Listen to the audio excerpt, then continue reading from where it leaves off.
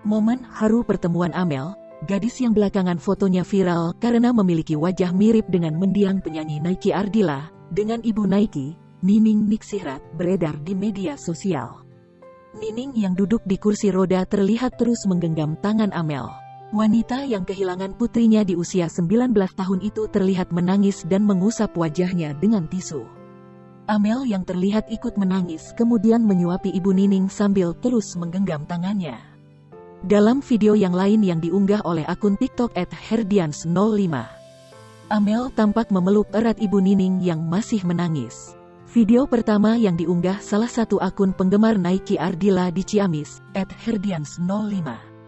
Itu hingga saat ini telah ditonton lebih dari 9 juta kali dan dibanjiri komentar.